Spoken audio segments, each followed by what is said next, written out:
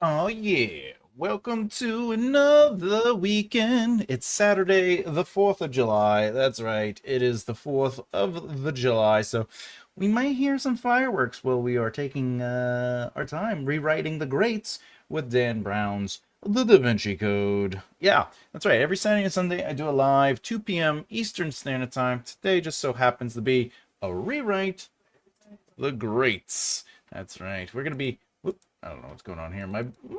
Okay. So today we will be breaking down and rewriting the Da Vinci Code's first page. I'm going to tell you a little bit about the Da Vinci Code and Dan Brown, and then we're going to look over the passages. There's some fun things I want to point out about Dan Brown's 2003 The Da Vinci Code and how you as a writer might be reinvigorated or see that there are a lot of you shouldn't do this being done in the book, which ultimately tells us, hey, maybe the rules are just guidelines. They're more like guidelines. But before we get into it, let's say hello to everyone. Hey, what's up, flowers? Even though I'm kind of writing ETL, maybe that's why. Maybe enemies to lovers.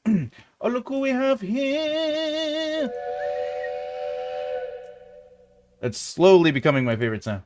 Hey, hope everyone is having a splendid day so far. What's up, Shorn? I hope you're doing well. If you didn't know, we have a poll today. The poll is, which trope are you tired of seeing?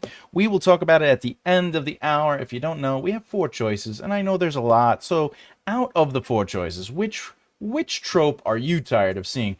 Enemies to lovers, the chosen one, the mentor's sacrifice, and of course the misunderstanding. If you don't know what those are, enemies to lovers, ultimately, they are literally enemies. They are not friends. They don't get along. And then all of a sudden, they love each other. All right, now the chosen one is obviously they saved the world. They were destined to save the world. Percy and the, things like that.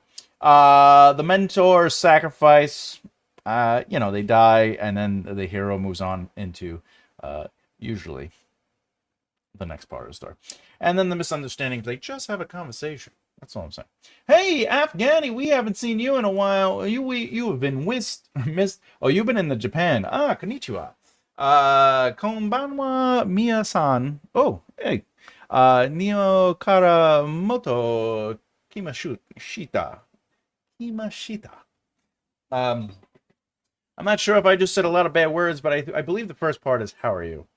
Miya-san. He's been on his jollies. That's right. All right, let's get into it. So today we are definitely going to be doing rewrites the grades. We're going to be doing. Did you know that Dan Brown wrote this in 2003, which is crazy, because that's 13 years ago. No wonder there's been a few movies on it. Anyway, my point is, this is considered one of the best-selling novels in history. 80,000 copies worldwide. It was translated into 57 languages. Does that include Bakakaishi? I know what that means. All right. Generated an estimated $250 million in revenue for the author. That's crazy. That's a lot of money. Now, I don't want you to look at this and think, you know what? I think I could do that. These are outliers. These are outliers. They are far from what it really is. I'm just saying. In the world of writing, this is an outlier.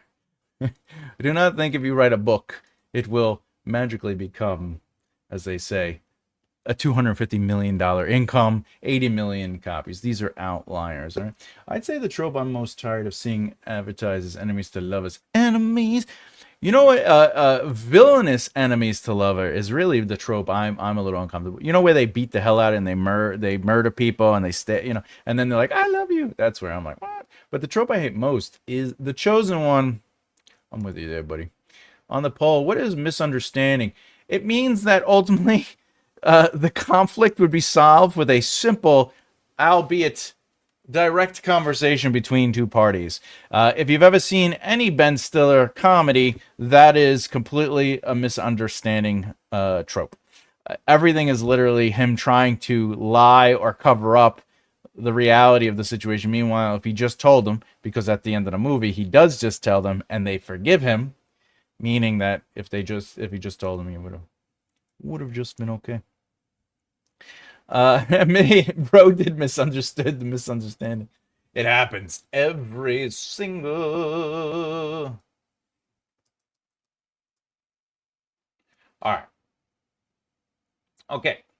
So, what else? What else? Oh, there was a couple things. Exactly.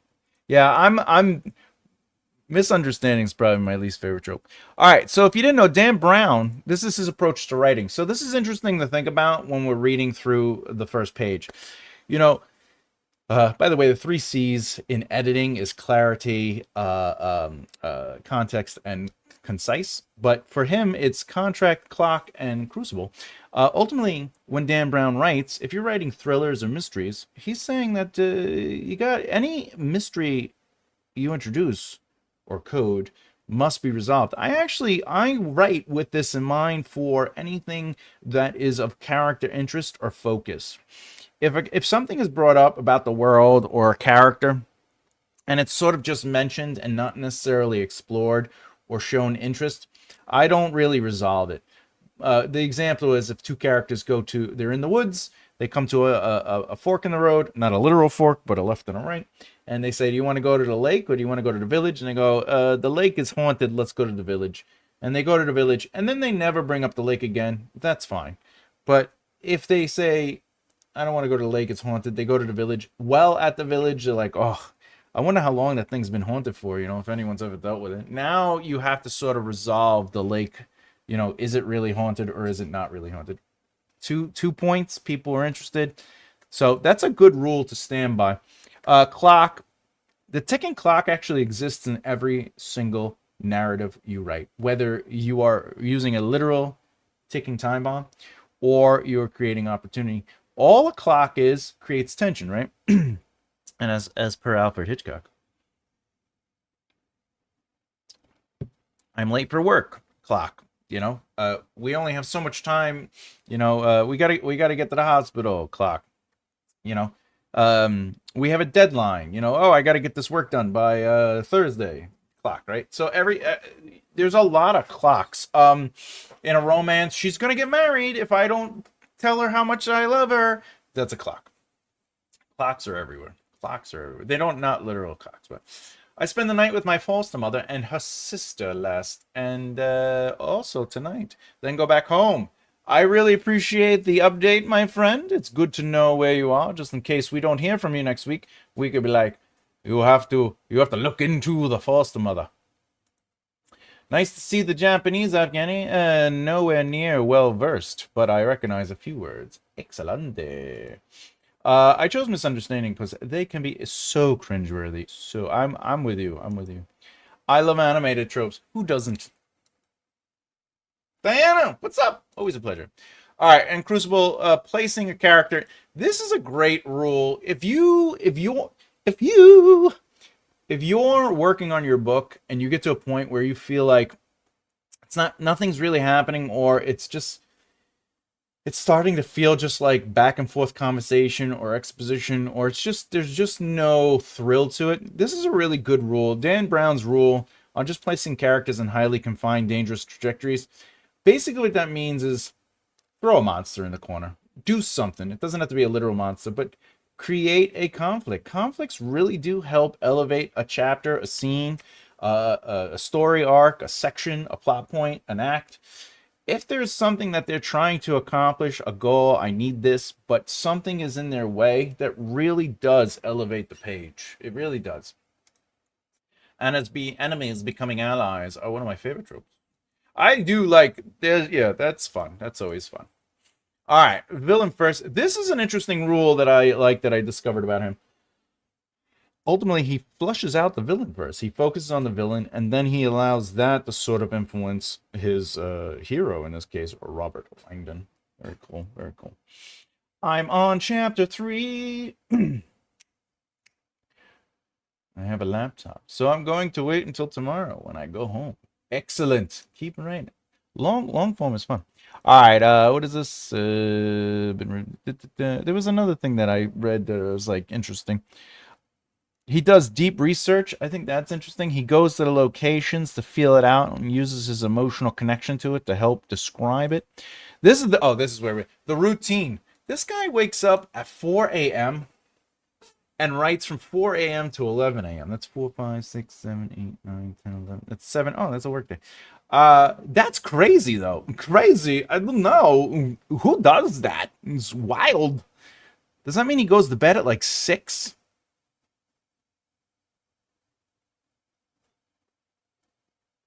Yeah, 6, 7. Let me know in the comments. Would you would you wake up early enough to write from 4 a.m. to 11 a.m.? I would definitely love to hear that. Enemies to lovers is a romantasy trope. It definitely is a romantasy trope. Yeah, let me know if you would write this crazy. That's crazy. That's crazy. All right, let's get into it. All right, couple things that I want to point out before we start writing. First off, this is not an exercise in look at me, I can write. You know, check out my words. This is showing you how author voice works. We're going to look at Dan Brown's works. We're going to take some notes. I'm going to loosely outline an idea, basically what I need to connect with, and then I'm going to write it in my cinematic third person limited rotating lens with a lyrical clarity. But I also like to write it as if I'm showing a movie, so that's always fun. I'm also trying the 27 format with the story beats in my rewrite of my story on paper. I love it. I love it. You know I love it. I love it. It's very cool. I made some changes to my plot based on your feedback. It makes so much more sense now. You have no idea how much that makes me feel good that I was able to help you. Boom, boom. I love that you're working on it and that you're putting some time into it. Nice. Christopher Walken, guest host, doing the thing. I tell you. All right. Put down the gun. No, don't want to. I am more of an 11 p.m. to 4 a.m. type of writer. Yeah, I get it. I get it. I get it. That's fair. That's fair. I'm a nighttime writer too. It's definitely. All right, so let's get into it. Again, this is not look at me, I can write. This is I want to show you that no matter the plot is, because there's only 7 stories out there, though according to Lee Childs from Reacher, he says there are only two stories, which is ultimately you're either at home or you're out venturing. I don't know if I agree with that. That's me too, SB. Flowers. 4 a.m. writing sessions, not a chance. Not a morning person. You and me both, my friend. You and me both. All right. So again, there's only so many stories. There are 7 stories you could tell. And at the end of the day, you know how writers are always like, oh, I'm afraid someone's going to steal my writing. This exercise is to show you that no one can steal your writing because they can't write through your lens. Okay? They can't see the characters in the world through your lens. So this really does help you find your voice. This is a good exercise. You take somebody's work, you map out what the plots are, you do some analyzing and breaking down, which is good for your own writing too, and then you take that and you rewrite it in your voice. It's just an exercise. It helps you refine your author voice. Hey, Angel Faye! It's been a long time since I read the Da Vinci Code. You and me both. The ending felt forced. I mean, yeah. All right. First and foremost, my favorite thing about doing this is when I'm analyzing a book that starts off with Robert Langdon awoke slowly. Lots going on here, everybody. First off, because it's his full name, it is omniscient, but I'm sure it's going to slowly become limited. Because no one, and I mean no one, refers to themselves as Thomas J. Bellezza walked across the room and sat down in a chair. Can you write a full name? Sure, do whatever you want. But this is from 13 years ago. My second favorite thing, they are waking up.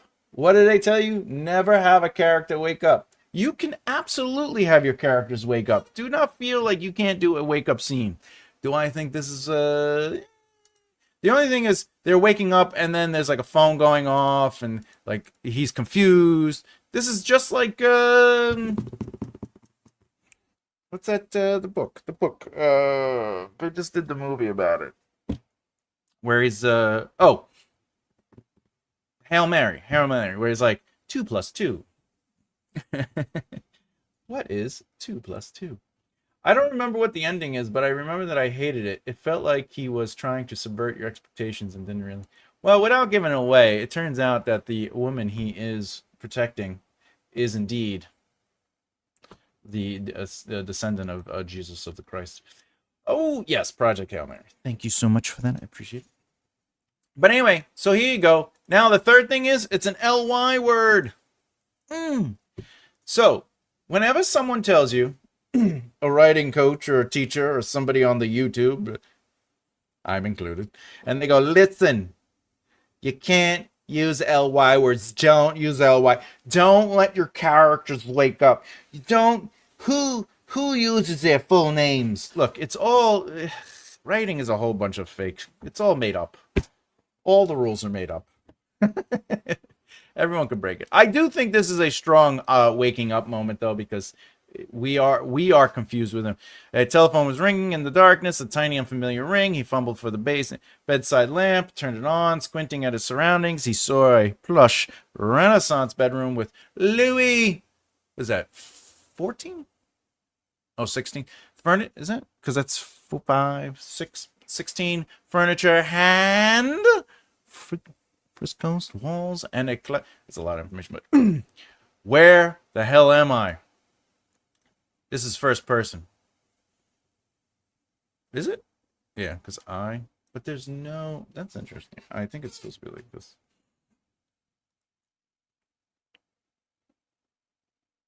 Okay. My point is, remember, rules are just rules. The only reason I advise on certain things and I suggest certain things is because, and I believe this wholeheartedly, you start by limitation. You start by creating like these obstacles to sort of rework, and it enhances and elevates your writing so you don't fall into the crutch writing of was and the ly words and just explaining things. Like, you create these like quote unquote barriers, and it's going to help you better your writing just in general. And then as you get closer and more comfortable with your author voice, you can start expanding that and obviously start breaking and playing with rules. You could literally do anything you want, though. I could sit here and go, story ends with the truth that Jesus had, that Jesus still lived in the blood of his ancestors. A woman was the key to Da Vinci's works. You can absolutely, you know what I'm saying? Like, you can start off the story with the truth, and now let's work to it. It's art. It's creative in every element of it. I don't normally like writing like this, though, because to me, I like cinematic. I like it to feel like a film. I like to use a camera.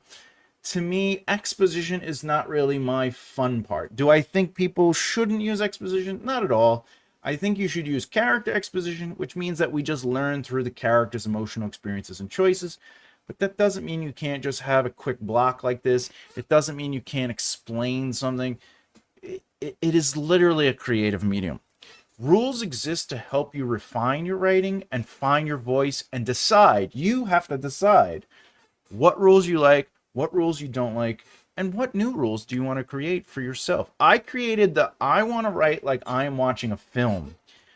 There are people that tell me you can't do that because it's head hopping sometimes, because I'll do an insert or whatever. But you can do quote unquote head hopping. Head hopping by itself is not a bad word. Head hopping without transitions, head hopping without emotional value, all that is bad head hopping. But head hopping has a purpose. So when it comes to rules of writing, you're looking for the purpose of the break. What can you break to make something purposeful? So keep that in mind when all this is coming into light when we're working on this.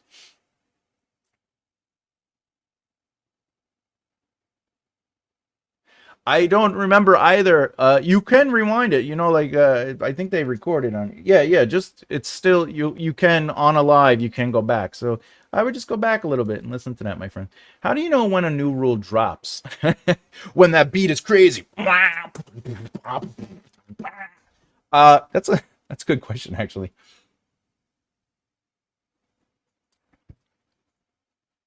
When you start hearing people saying it a lot, really when it becomes A, you're going to see it in books more. B, people are using it as sort of like the be all. And like right now, the new rule is don't use big words. Big words is ableists. You are an ableist, and it's rude and inconsiderate of people who don't know bigger words. I would argue my position on it is the only way you can learn big words is by reading stuff. Reading leads to having to discover words you don't know. Not knowing those words lead to looking the word up. Also, it helps with deductive reasoning. That's my position, is if you're reading something and you don't know the word, you don't want to look it up, context clues, using your brain to sort of put two and two together, which is known as media literacy.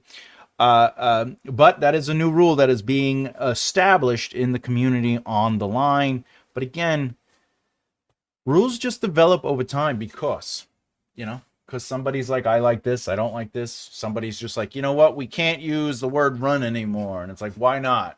Well, run is, it's whatever, All right, let's get into it. Like, here's was. Like, for me, one of my rules is to not use words like was, were, be, began, whatever, Could he have dropped the was after telephone? It seems like the sentence would still, let's see. If he wrote it in active voice, absolutely. Telephone rang in the darkness. A tiny, unfamiliar ring. Yeah, absolutely. Absolutely. Rang. He fumbled for the bedside lamp and turned it on. This is active. Squinting at his surroundings, he saw. This is the ing people tell you not to use because. Can you do that? Yeah, of course. You're watching. Crowd break. Relaxed. Against the wall.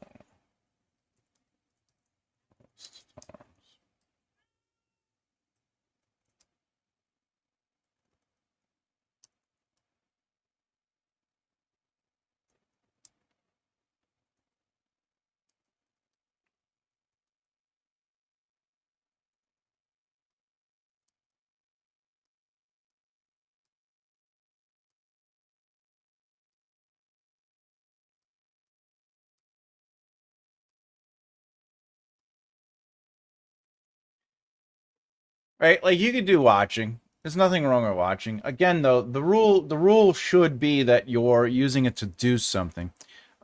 This might work. Squinting at his surroundings, he saw a Pulse Renaissance room. Saw is a filter word. All right, so we got saw, filter, we got ing, we got an ly word, we got him waking up. This is great.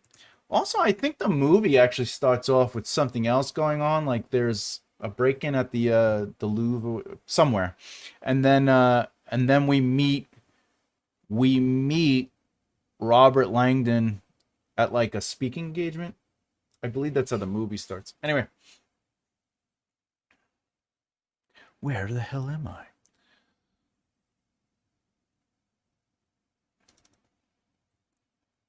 Just say hung, hanging.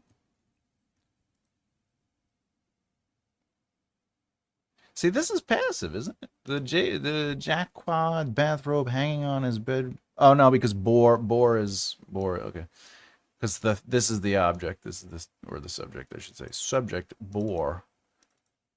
Hotel Ritz Paris. I like that he capitalized it. All right, slowly. Oh, look at that. You know how they say don't use the same words over and over again. Anyway, the fog began to lift. Langdon picked. I think fog is being used as like, I don't know where I am. Here is a fun fact. People are going to say fog began to lift. This is the Afghani you were asking. This is the other thing that people were saying. There's like a rule where like a room can't become silent. Like The room silent. The room became silent, or the room silenced. The room took on a silence. You can't write like that because the room itself can't do anything. It's inanimate. So the idea that the fog began to lift, the fog is a play on how he's thinking or experiencing his world. So there's a new argument out there saying you have to be more literal than figurative. And that's just crazy. All right, Langdon picked up the receiver. Hello, Monsieur Langdon, a man's voice said. I hope I have not awoken you. I hope. I've not awoken you. Since the beginning of July, which is the 4th days that I've wrote. Woo! Look at you! Look at you! Look at the bigger field. Look at the bigger field. Unless the house is sentient. I read a story like that. It was hilarious.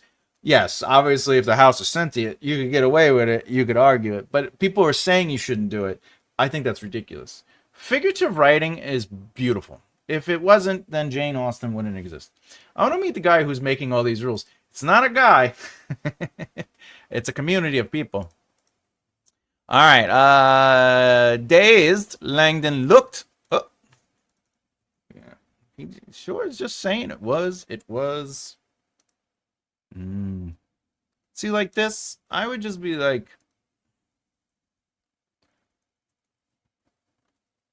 I'd be like.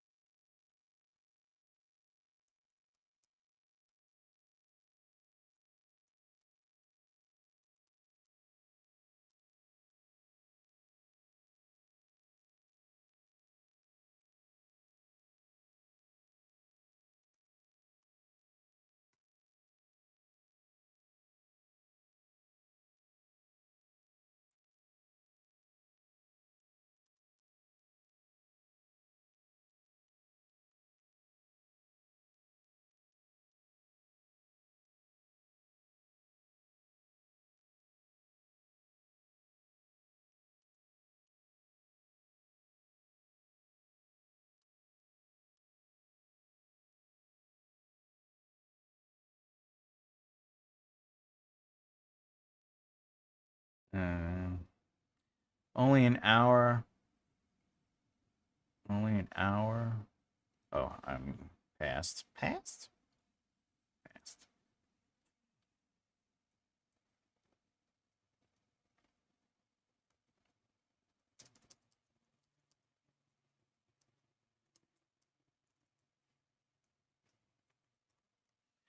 You know what I'm saying? Like, I would, in my mind, like, I would just make it a little bit more active. I would play with it. Anyway, we're gonna get to the real rewrite in a second. I want to have a word with him. A teacher lent me this book in year 8. I was desperate to finish it and bust my nose walking into a lamppost. It happens. I hope you're all right. Is the fog began to lift present tense? No, because the fog began. Began, I believe, is past tense. Begun.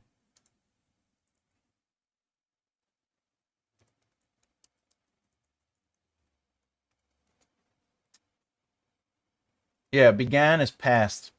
Great question. It sounds present tense to me, but he is writing in past tense. Yeah, it's definitely in past tense. All right, let's keep it going. This is the concierge, monsieur. I guess they're in France. I apologize for this intrusion, but you have a visitor. He insists it is. See, I would be like, it's urgency, just to give him a little bit more voice. Still felt. No filter word. His eyes focused now on a crumpled flyer on his bedside table. Fun fact, there's no future tense in Japanese. Fun fact, I think you had a good time in Japan. In the Japans. All right, the paper says this. The American uses their power proudly presents an evening with. This is where they introduce him. They just show this on a screen in the movie, which I think is definitely interesting. Langdon groaned. Tonight's lecture, a slideshow about pagan. This is what we see in the movie. We don't see this setup though. That's interesting. Yeah, because in a movie, you know how people when they say, "Oh, they turned the book into a movie and they took out all the look." In a movie, you only get 90 to 120 minutes. So it's moments like this you have to take away. Yeah, it's interesting. He woke up. He's a little not, he's what's going on. But then at the end of the day, you just get to the important stuff. You just get to the movement. All right, most likely. Okay, had probably ruffled some conservative feathers in the audience. Most likely, this Ly is worse. Some religious scholar had trailed him home to pick a fight. I'm sorry, Langdon said, but I'm very tired and Monsieur the concierge pressed, lowering his voice to an urgent whisper. Your guest is an important man. Okay. I'm assuming he's French. All right, what is the plot? Here we go. Plot points. Langdon wakes up tired after an hour's sleep. Doesn't know where he is at first. Phone rings. And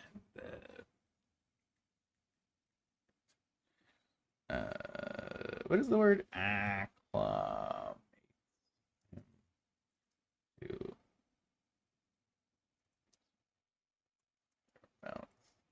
I think I spelled that terribly wrong. Oh, I got that right.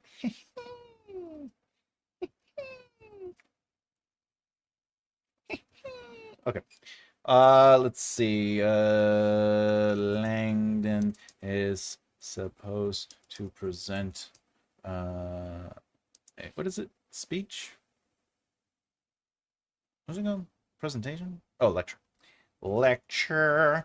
A very important man is waiting for him downstairs. Downstairs. All right, I don't need the period. Who needs the period, right? Okay, so we have to do it. Let's do it. That's really the beats. Give me the beat, boys, and take me. All right. 234 words. That's not bad. Yeah.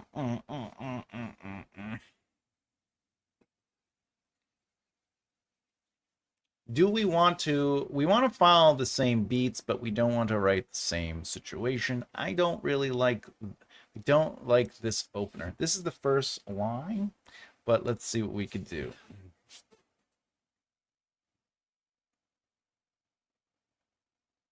Thinking. This is my thinking face. Thinking. By the way, if you have questions about what I'm doing or in general about your own writing, remember, you can ask me. I won't be upset. I love questions. Also, before we get into the remember that there is a poll in the thing. Which trope are you tired of seeing the most? We'll talk about it at the end of the hour, which is 3 o'clock. Enemies to lovers, the chosen one, the mentor's sacrifice, and of course, the misunderstanding. I like that no one's choosing the mentor's sacrifice. All right, let's get into it. How am I going to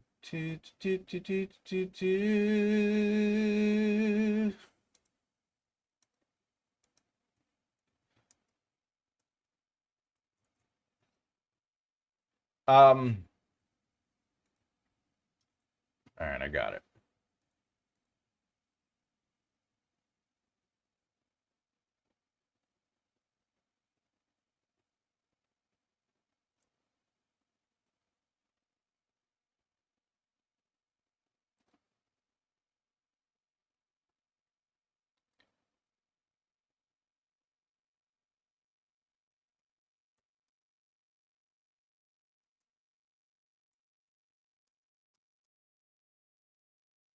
Mm.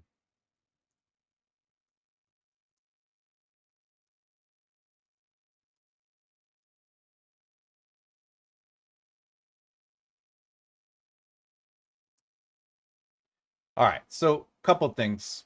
I'm already gonna work on this, but I almost used Robert, and the reason I went with his is because again, it's third person limited. I can say this because Robert. I can say this because at the end of the day, we know ourselves. Like I can use my name Thomas. I could use he him. I could use my profession. I could say breaking the writer's sleep. I could do all that. Just remember when you're writing in third person limited, when you have the opportunity to sort of not have to use the name or the profession, go for it. But there's nothing wrong with using those things. It's just, again, how do we look at ourselves? Now, I have a character named Aaliyah in The Death of a King, and she is a bard. She does indeed refer to herself as the bard because she is a bard. She loves music. That is part of her personality, and she considers herself a bard. But it's less of like, the bard. All right. Anyway, like she's the bard. No, she's like I am a bard. Anyway, a quiet ring slipped into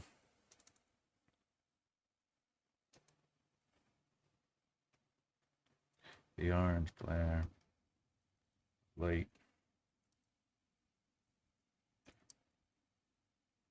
All right.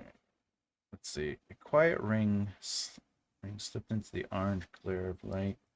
He groaned, groaned, groaned, groaned, groaned, groaned, groaned.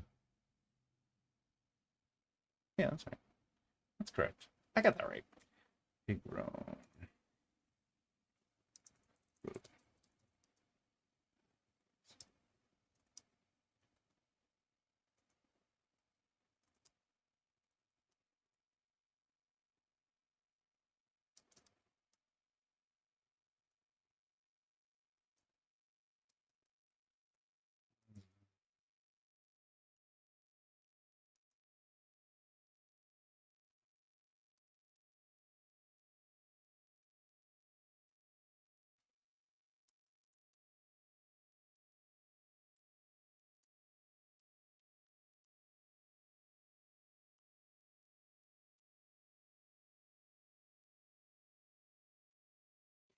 All right.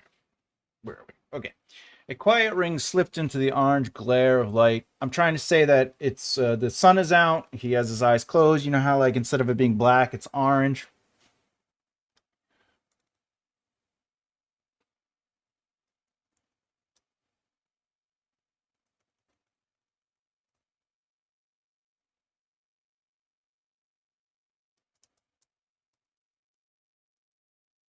Do that. He groaned, rubbing at his eyes. The phone rubbing. He groaned, rubbing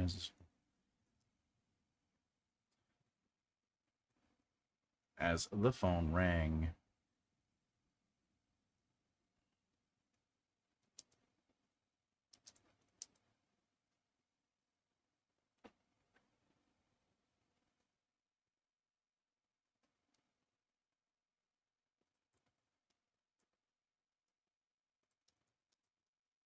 Uh,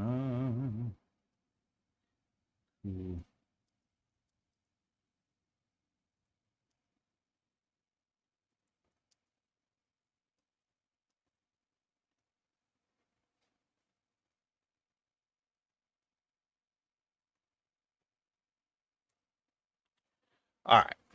A quiet ring slipped into a faded orange glare. Okay, so maybe let's do this.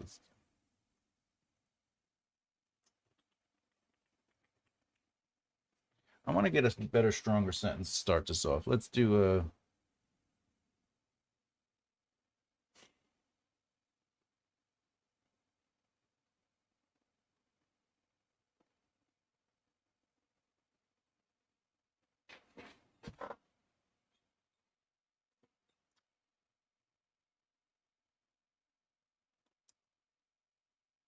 No, no, no, no, no. Okay, all right. We could say Robert here. Robert.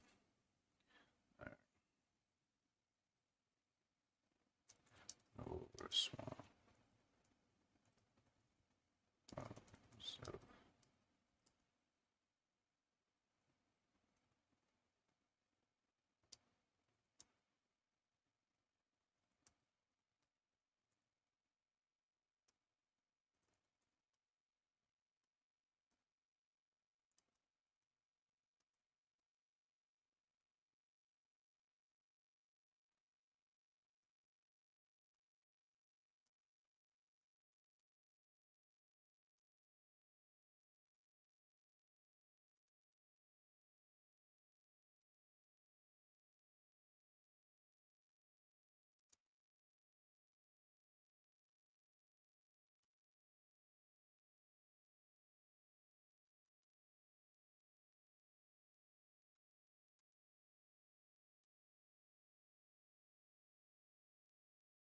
the ringer.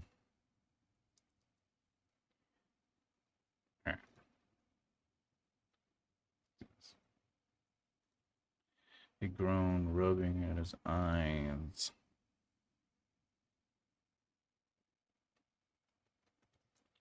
All right, what am I doing? I'm slowly waking him up, and I'm trying to use the phone to break up the movement.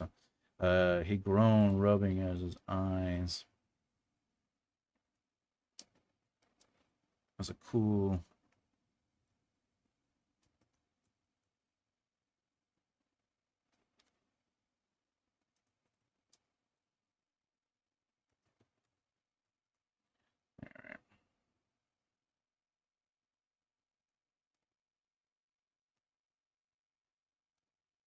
The phone rang in the darkness. Darkness. The phone rang in the darkness. All right.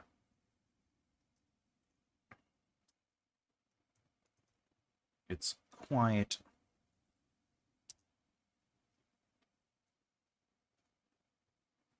Cackle. I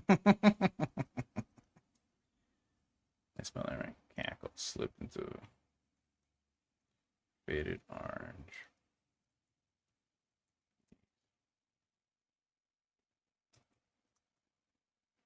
All right. Slipped in. Needs the faded orange. Silence. Oh, ooh. He fumbled. Fumbled. Wait. We don't want to copy the movements. We're just trying to take what is there and then turn it into something or something. Where's the cat here? Baby. All right, let's see. Robert turned over, swallowing himself. Can I say into? Into? No. Within? Yeah. Swallowing himself within. No. Robert turned over, swallowing himself in his thick blanket, curling into an unfamiliar bed. Robert turned over, curling into an unfamiliar bed, which means we can do the qualifier, which is Robert turned over, swallowing himself in his thick blanket, curling into an unfamiliar bed.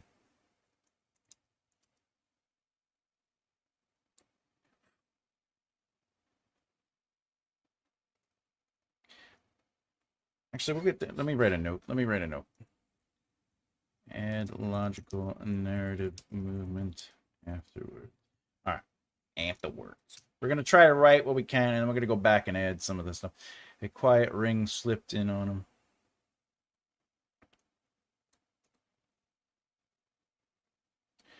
He groaned, rubbing at his eyes. There's a cool silk pillow. Oh! Shifted against his head. His face. Let's say face. All right, the phone rang.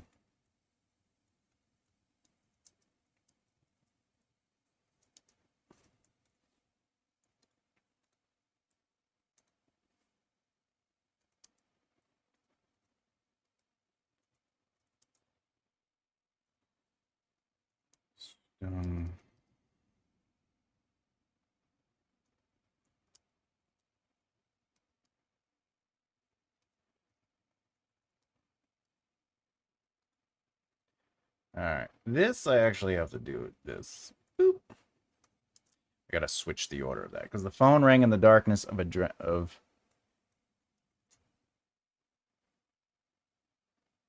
phone rang.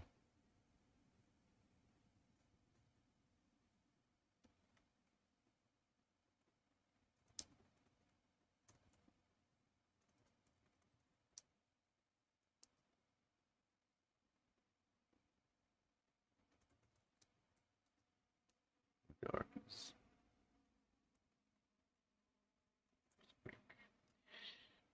Quiet cackle slip because now we have to identify where we're expanding. This is logical narrative movement. We're exploring the ring. So the phone rang. We did expand with he's waking up, but we're gonna explore the ring a little bit. It's quiet cackle slipped in beneath the faded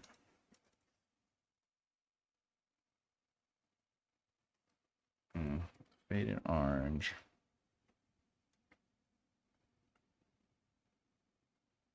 I like leaking, but did I use leaking already?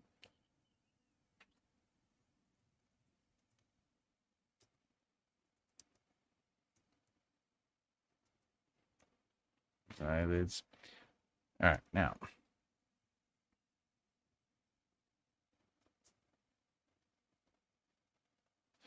His eyes stung. This, I might actually make that a new movement. Why? Because this is him trying to wake up. Oh, I got to do the phone ringer. His eyes stung in his first attempt to open them.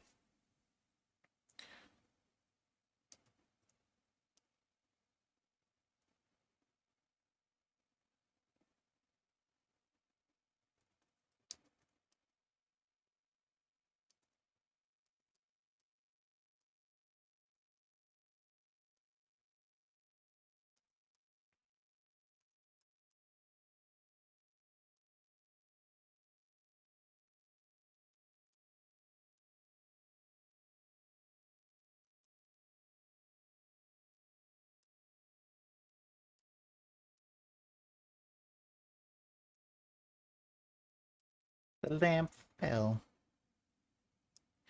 Knocking to the floor.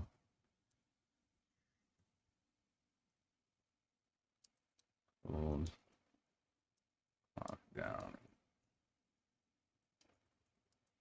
All right.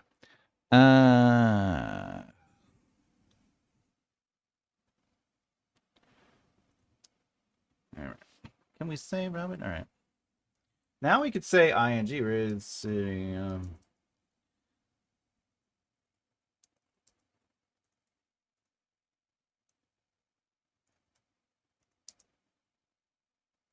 Block the sun. Sitting up, he blocked the sun. Yeah, it was sitting up.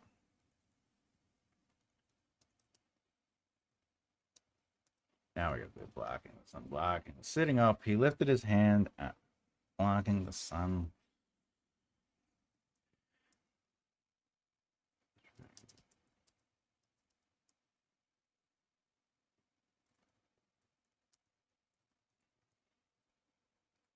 Trying. Okay, let's sitting up, he lifted his hand at blocking.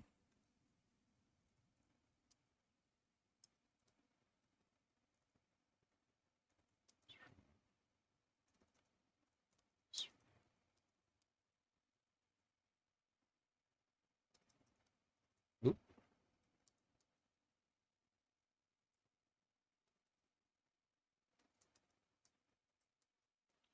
There's this room. That's okay. Free indirect discourse, everyone.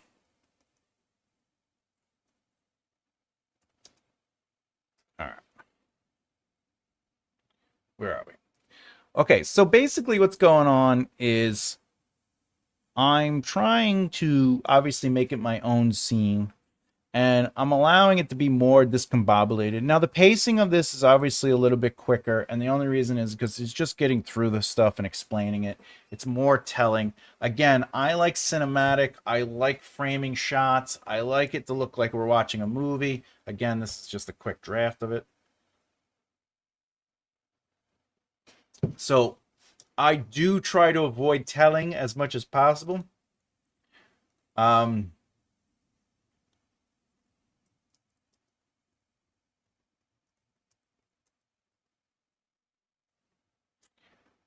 But there's nothing wrong with telling. When I say I don't tell, there's nothing wrong with it. I promise you. I promise you. You want to tell? Tell all you want. All right.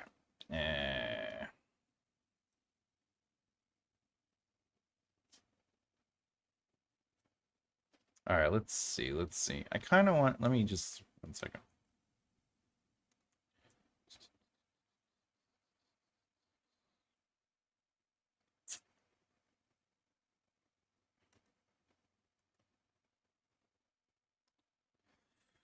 All right, we could do Langdon. Langdon. All right.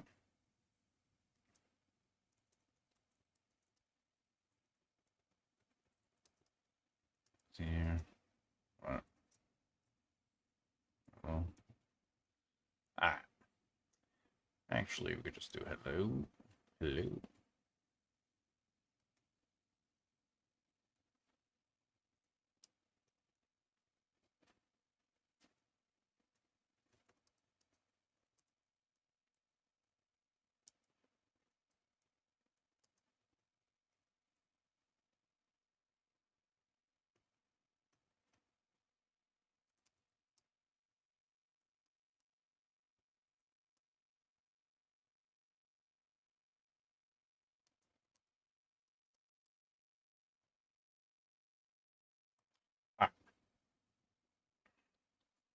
All right, everybody. Here we go. Here we go. We're doing good. We're doing good. What are we at? What is this? 120 words?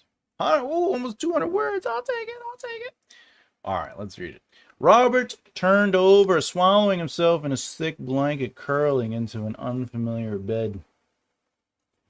Oh, you know what? Robert turned over, himself in a thick blanket, curling into an unfamiliar bed.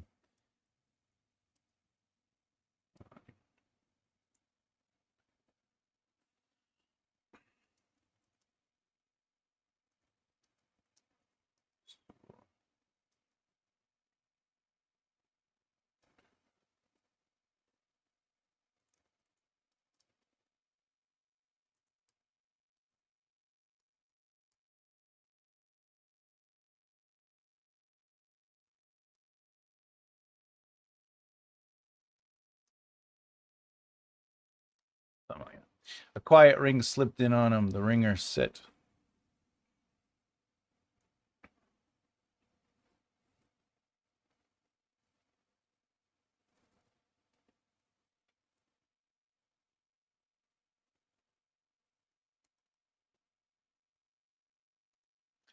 He groaned, rubbing at his eyes as a cool silk pillow shifted against his face.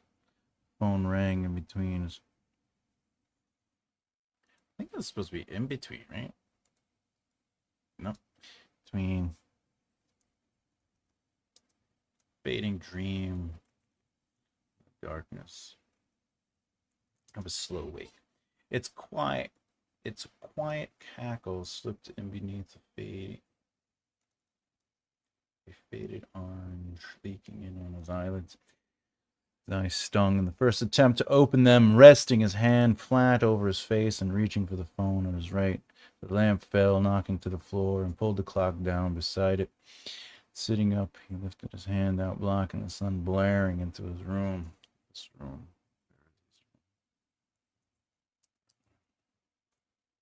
Landon cut off the let's say the 4th. Because it's the 4th of July. Okay. The 4th ring. Lifting the phone to his ear. Hello, he said, scanning the area to make sense of his surroundings. We got to do this. The dialogue has to be sort of the same. Monsieur Langdon. Okay, so here's something. Here is something. 1 second. A man said. Why do we have to say a man's voice said? Why can't we just say a man said? I hope I've not awoken you. All right, a couple things. Is this all set up? Is him struggling to wake up considered conflict? You know, that's an interesting point. By the way, Sean, just so you know, there is a scene conflict and a chapter conflict, but that doesn't mean you can't have conflict during the setup or the resolution either. You know, you could have more than one conflict. I'm going to answer your question straightforward, but I just want you to understand, just everybody who's listening, when you're writing, there is like a scene conflict and a chapter conflict, right? So if your chapter is just one scene, then it would just be one conflict. But you can have more than one conflict within that chapter, but at minimum, the chapter itself must have a conflict, and then characters can have mini or micro conflicts. In this case, yes, Sean, him trying to wake up and figure out where he is a micro conflict. It could also be the full scenes conflict, but really it comes down to him getting up and leaving. There is a quick setup though. The setup is he's waking up, he's in an unfamiliar bed, what's going on? We get right to it. You know, his eyes stung in the first attempt, sitting up, blah blah blah. Hello? Now we're in the middle of it. We're in the chunk of it. So he's still trying to figure out where he is, but yeah, we set up enough context to know that his name is Robert Langdon, and also he's sleeping and not familiar with his surroundings, and the phone rang. There is something I want to point out here, though, moving on. So, Monsieur Langdon. So, because this is here, this is an opportunity to sort of play with the fact that I have Robert, but I don't think I need Langland. I just didn't want to say he kind of...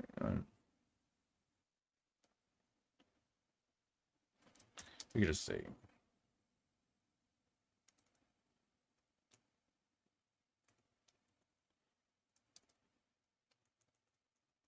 let's see, the phone goes here. Hello. All right. Now this satisfies the Langdon exposition. So now we know that the character is Robert Langdon. That's an important thing to know. Sometimes you don't, because it's, if you know how where is he at? He has it here. Langdon picked up the receiver. Hello, Monsieur Langdon. The only reason that this exists like this is because it is commercial fiction. Ultimately, Dan Brown is saying, I want the reader to know exactly who Monsieur Langdon is. But we've already said Robert Langdon up here. That's just far... we know. So now you don't have to say Langdon here, and you don't have to say... right? So as a writer, for me at least, the things I'm looking for is where are opportunities to unfold information or exposition through the character's behavior and experiences, and where can I remove redundancy? Redundancy is if I said Robert Langdon up here, right? And then I said Langdon down here, Langdon down here, okay? And then Monsieur Langdon. Like, all that is unneeded right now. You know what I'm saying? It's for me. If you like writing like that, do whatever you got to do. There's nothing wrong with it. I just don't. All right. All right, I'm gonna. Okay.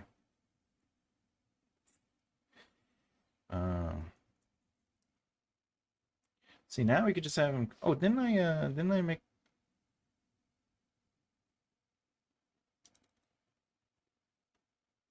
I want to bring this up here. All right.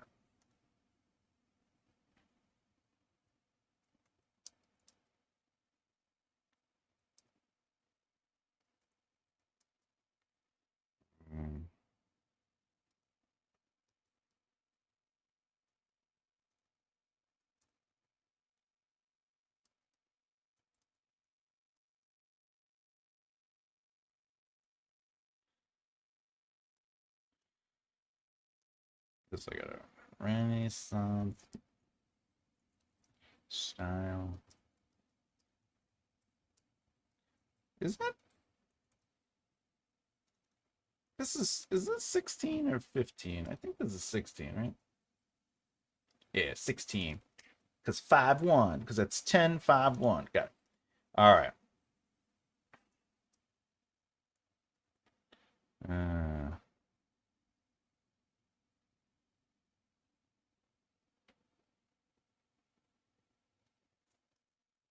I'm just writing because what it is, right?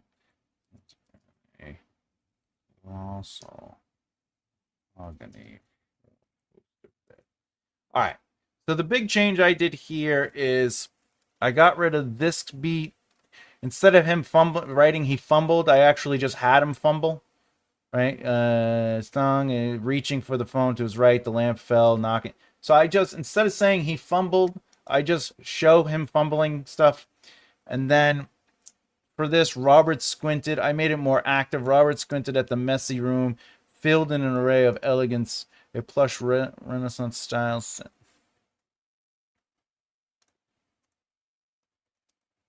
Oop.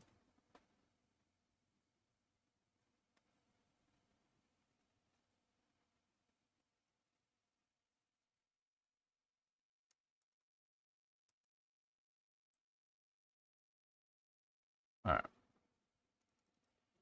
So that changes my approach. The other thing I would like to do is I'm actually going to add a line. Monsieur. The only reason I'm doing that is because in this... All right.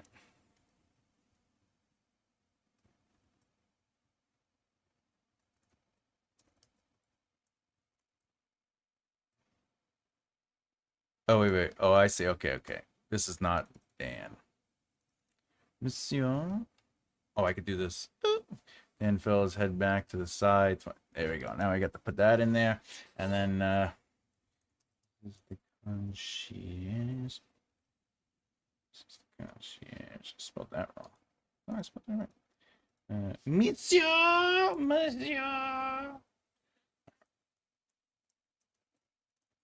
What is going on? Okay. Yeah. As for this.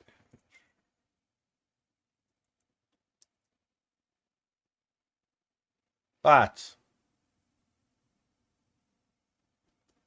Okay. Boop, boop, boop, boop. All right. But you have a visitor. And it's urgent. All right. Couple things. We got this. I have to get. You have to do the The dialogue is important because you're just trying to get through. Though I could give the character a little bit more personality, which is why I added a little extra monsieur. I changed. You know, I did some contractions. That's my monsieur London. The man said, "I hope not."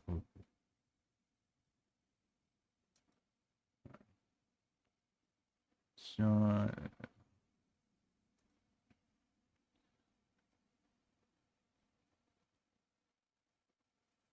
Again, so I added a little bit of like a hiccup. I apologize for this intrusion, but you have it. So I changed a little bit of the dialogue. All right. Oh, we did an hour. We did an hour. Okay. Let's see what we do. 277. And this is like 234. Wow. I got more in there. Eee. All right, let's see. Let's read it. Robert turned over, swallowing himself in a thick blanket, curling into an unfamiliar bed. His body ached all over, sore after a night that still didn't clear in his eye. A quiet ring slipped in on him, the ringer set to an unfamiliar twang. He groaned, rubbing at his eyes as a cool silk pillow shifted against his face. The phone rang in between a fading dream.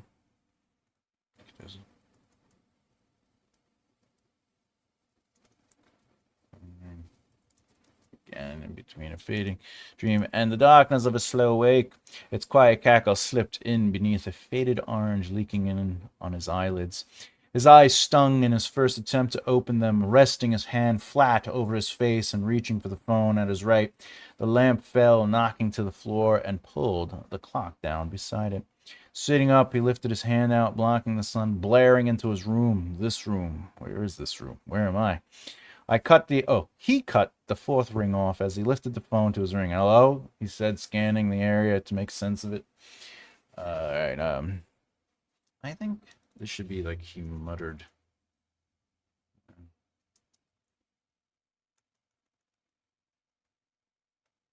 He muttered, scanning. Scanning the area to make sense of his surroundings. Monsieur London, a man said, I hope I've not woken you. Robert squinted at the messy room filled in an array of elegance, a plush Renaissance-style set in Louis XVI's furniture, hand frieze-coated walls, and a colossal mahogany four-poster bed. Monsieur, dazed. Dazed. Back to the side. Blared. 1232 blared in red.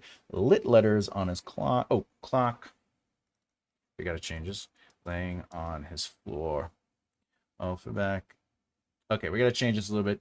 Dazed, because remember the thing fell, right? So dazed, his head fell back. To the side. Laying.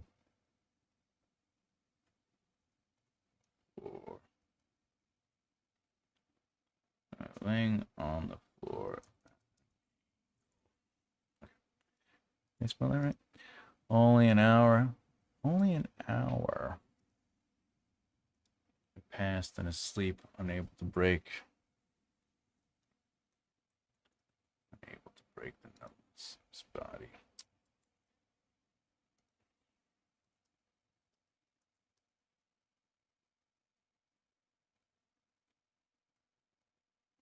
All right, this is the concierge, monsieur. I say again. I apologize for this intrusion, but you have a visitor, and he insists it's urgent. All right, there you go. Woo! Did it. Did it. There you go. We kind of rewrote it a little bit, right? Robert Langdon awoke slowly. A telephone was ringing in the darkness, a tiny, unfamiliar ring. He fumbled for the bedside lamp and turned it on. Squinting at its surroundings, he saw a plush Renaissance room. The description: where the hell am I? The jacquard bathrobe hanging on his bedpost bore the monogram, Hotel Ritz, Paris. See, I was going to get there a little later. I wanted to hold up. I wanted to sort of build more on the where is he element. That's what I was going for. So I was slowly letting the room kind of make sense of itself. Anyway, there you go. It's a lot of fun. Boom. All right. If you have any questions about what I did or thoughts, or if you want to talk about my choices, feel free to point it out in the comments section. For now, let's talk about which trope are you tired of seeing?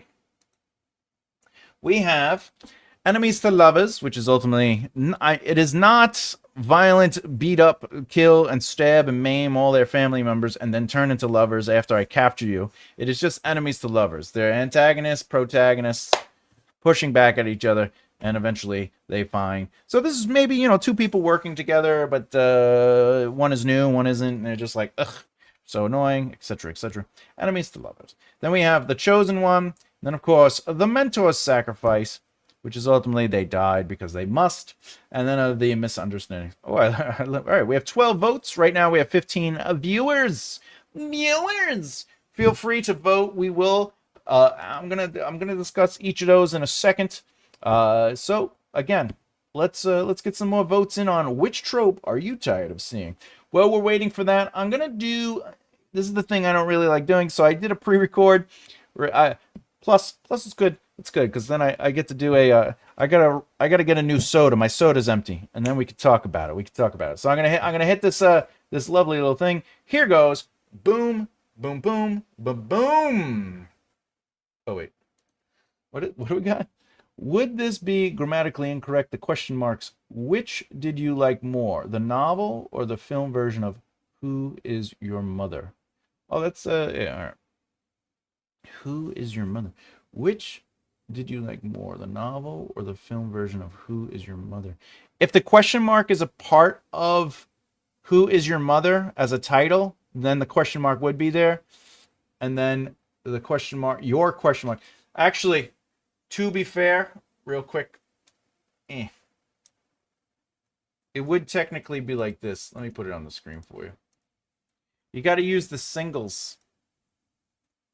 Oh, wait. Whee! All right. You got to do this. So if this is dialogue, which did you like more, the novel or the film version of? And then you do these singles like that. And then it's like that. Hope that helped. Hope that helped. For me, it's The Chosen One. Misunderstandings have millions of possibilities and depths. It sure could. I agree with you with The Chosen One, though. Not that I think I would pick Misunderstandings on this list, only because it's just something I can't stand. But I like when The Chosen One subverts expectations. I like when you're reading The Chosen One and they either aren't the actual Chosen One, or it turns out it has nothing to do with The Chosen One and it's a different story. Hello, I chose Misunderstandings because most could have, just talk. The excuses are ridiculous. Ironically, I do have a misunderstanding that messes things up between my love interests, so as long as it's not an easy fix, you can kind of subvert the misunderstanding element. That's the thing. If it's just as simple like, oh, I drank all the Kool-Aid, and oh, it's all right, don't worry about it, then that's misunderstanding bad. But if they have to work towards it, it is something. Thank you. All right. Well, everyone thinks about getting in their votes. I'm just going to run the ad real quick so I can get another drink. I will be back. Here we go. Hey, pre-recorded Thomas J. Bellezza. Can you take over for me? Thank you very much. And by the way, nice shirt, pre-recorded Thomas J. Bellezza. Boom. Bloop that beard and bloop that like button. Yep. Every like, comment, and share tells the YouTube algorithm that you're enjoying this channel and want to see more of it. And if the algorithm knows you like this channel, it'll keep you up to date on when my videos are out. But it'll also tell you when my lives are going. That's right.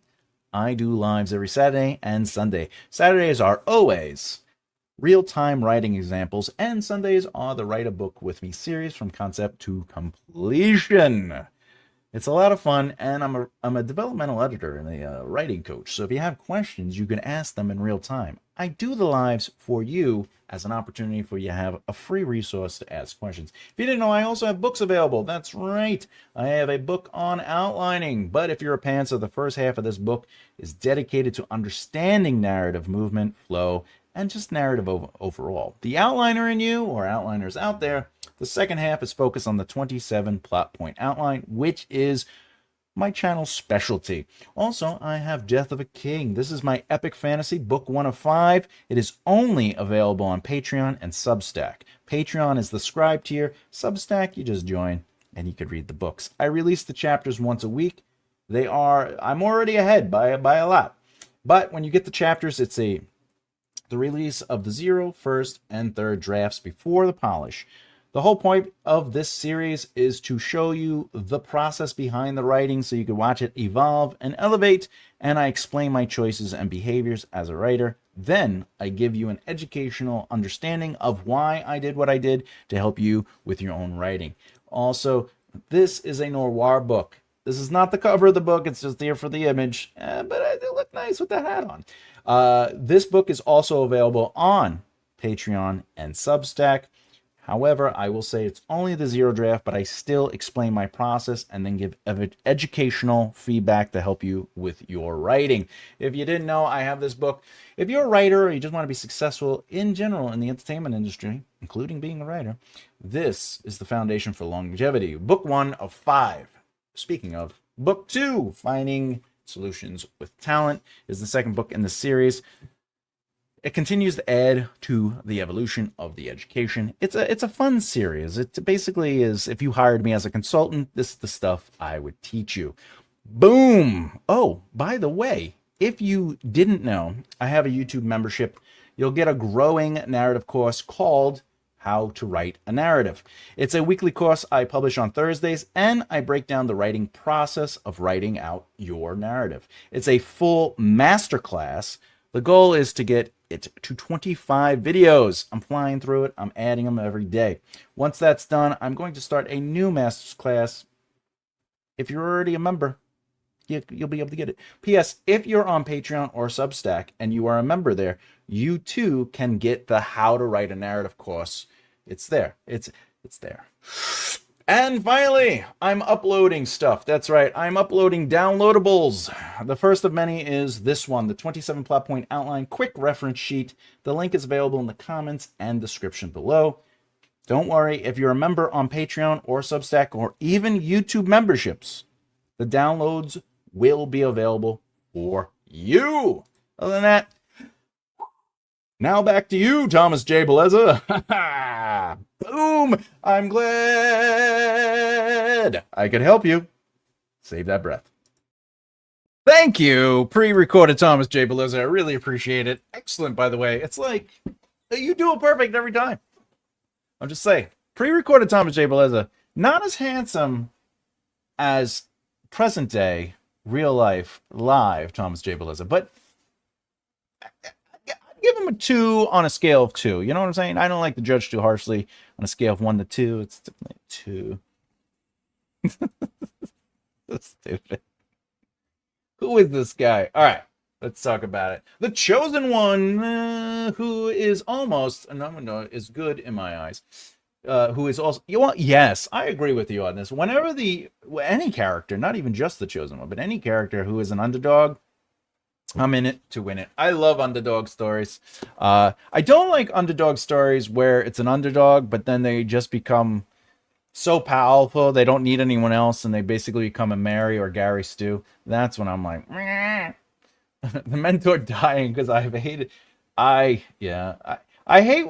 Like I said, I hate when they kill the mentor to just be like, we need to do something with the protagonist. And if the mentor dies, the protagonist will grow and then be propelled into the narrative.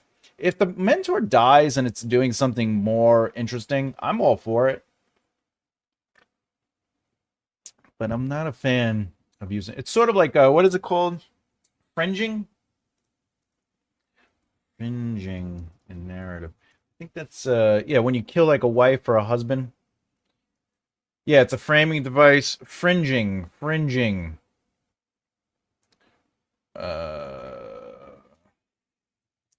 kill a woman to set the story off. Is it called fringing? Maybe I'm saying it wrong. Yeah, it's fringing, where it's a trope where a female character is killed or harmed or depowered primarily to serve as a plot device. That's the thing. Like, whenever it feels like a plot device, that's when I'm like, I think you could do better. Ciao, Bella. What's up, Emma? Pre-record Thomas Bellezza. I mean, yeah, obviously. But live Thomas J. Bellezza, much better. Oh, brother. How's your daughter? She's healing. That gets an applause.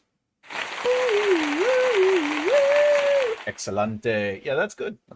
We love hearing success stories. That's all. All right, let's get into it. The poll, and then we could call it a day, I guess. Which trope are you tired of seeing? All right, let's talk about it. In 4th place, we have the mentor sacrifice. We basically just kind of riffed on that a little bit. Yeah, ultimately, if the mentor sacrifice, I wouldn't pick this one personally, but if the mentor dies because, like, we don't know what to do with the protagonist and it's sort of like a device, just like fringing, I'm not really into it. I like when deaths have deeper meaning and purpose. I like to subvert this expectation often. And I have no problem killing my characters.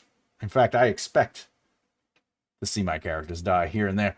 But I want their deaths to have a greater purpose than just motivating a character to basically, well, I have no more mentor. I must become my own person. Like, I'm just not a fan of it. But to be fair, it happens. It's okay. Whatever.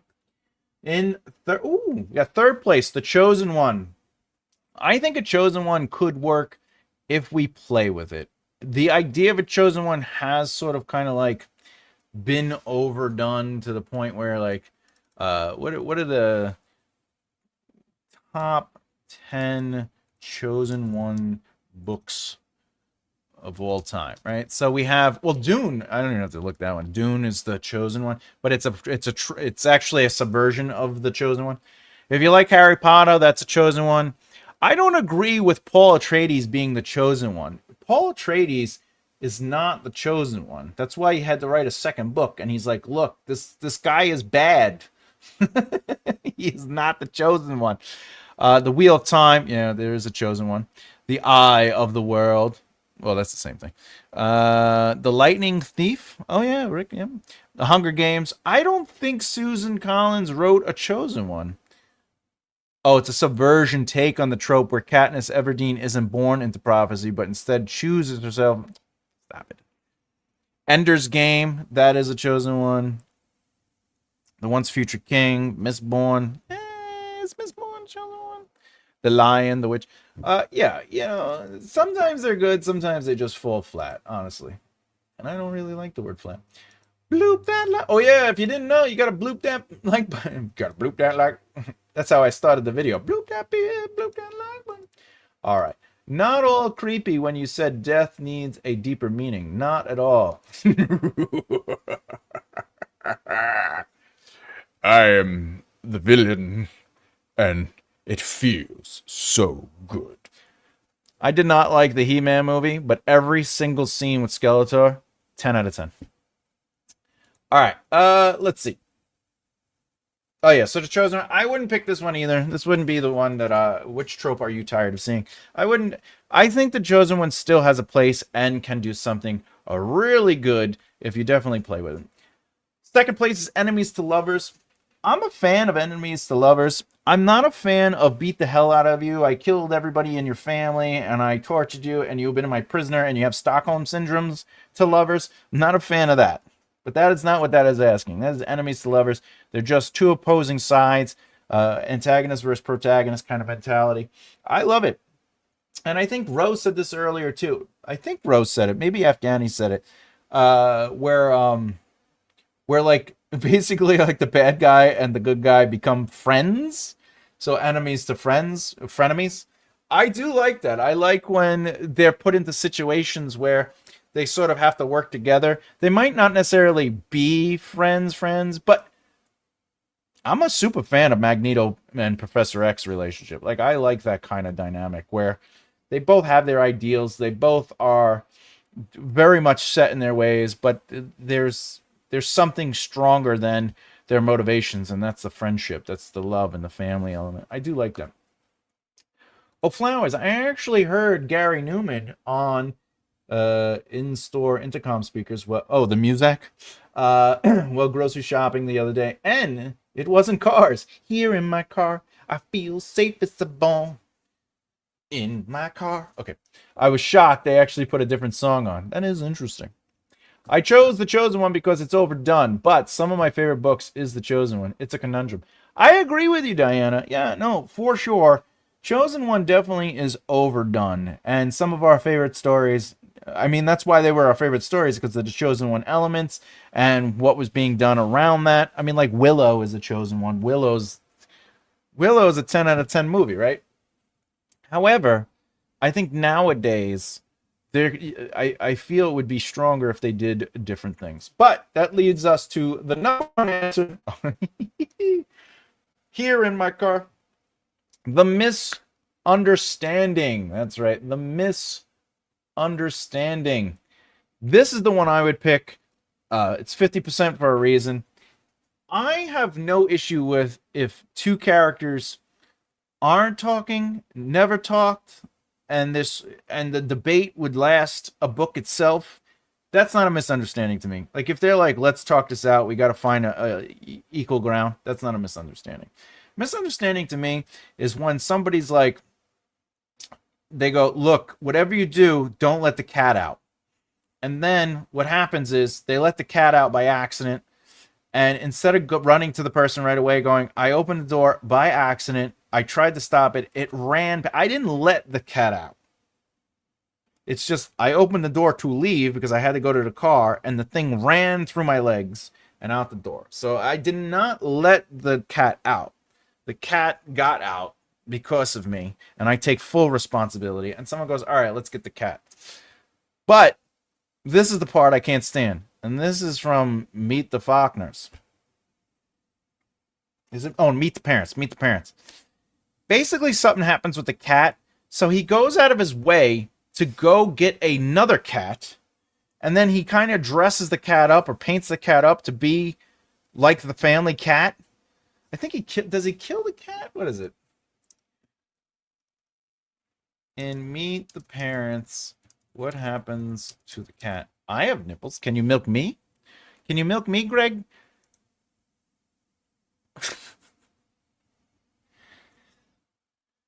Greg Fokker accidentally lets the beloved cat, Jinx, escape outside. Desperate, Greg replaces him with a look-alike shelter cat and spray paints its tail.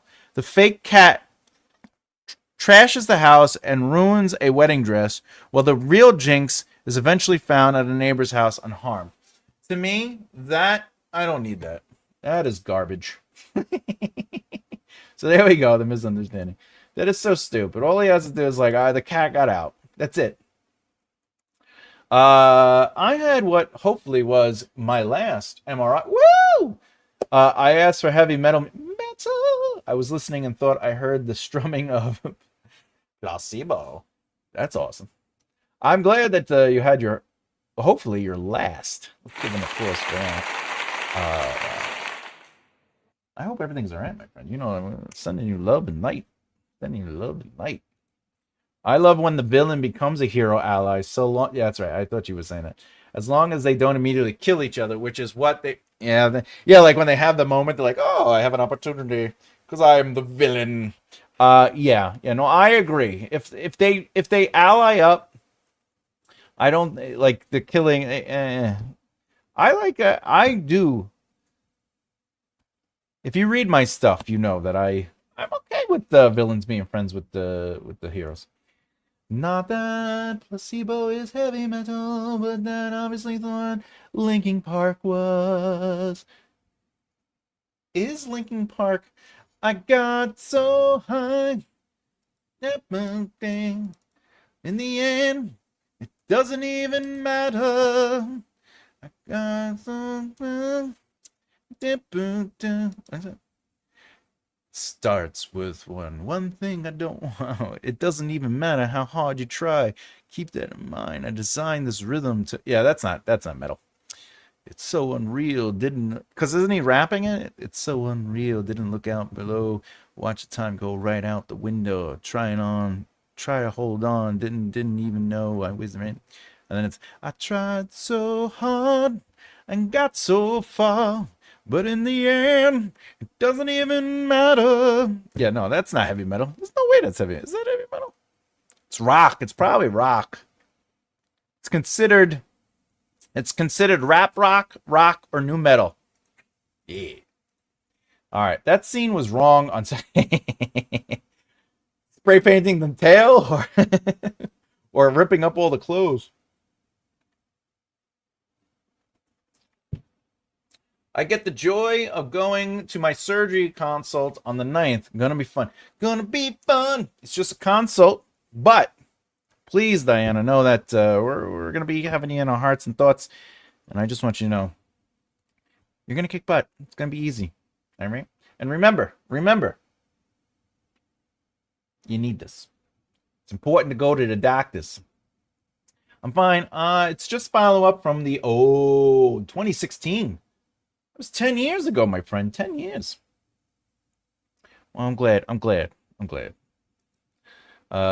They mix, they do mix the genres. I'm not really a fan of the Linkin of the Parks, though. What's that other song that sounds like a Linkin Park song, but it's Evanescence? Oh, Bring Me to Life. Bring me to life, right? Because then they just switch it up. Wake me up. I can't wake up, but wake me up inside.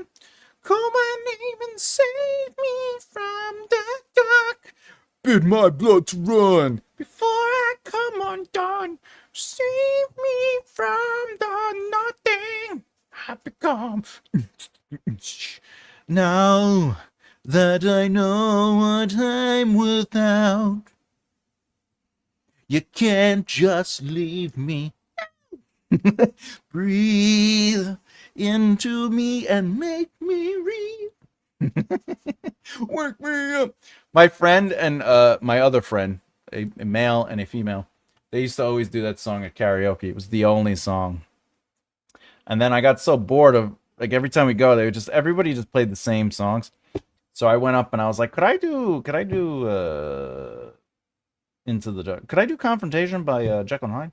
And they're like, you could try. And everyone was like, whoa! Because everyone's singing there. They're just doing their one song. And I just went up there and I did a performance and everything. Like, wow. But I never did the song again. That's right. You can't just keep doing the same song, you know. Just saying. But I mean, you can. Just tour, you know, go to different karaoke bars. Turn the villain into an ally without killing him. Hidden Fort. Oh, Hidden Fort. Yes. I hope your MRI results are good, Lenny. Hope your MRI results are good. I hope so too. Let's get yeah, I hope so. We're gonna kick butt. When the actual surgery will be, well, hopefully they'll do the console and be like, you know what? It's looking good. We're just gonna have to go in there.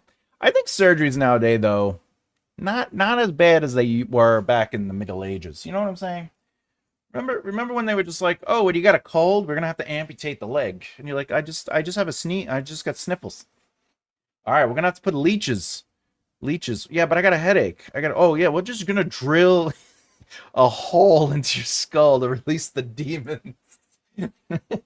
I'm just saying, I feel like surgery has definitely advanced over the years. So that's good news for everybody so far.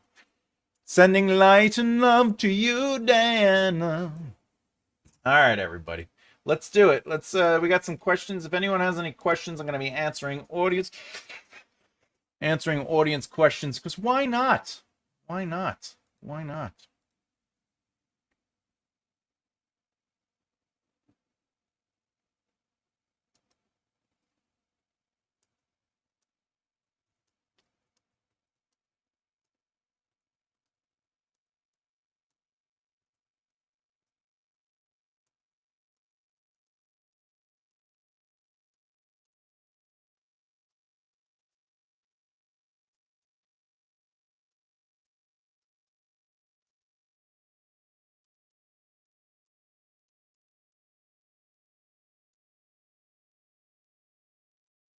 All right.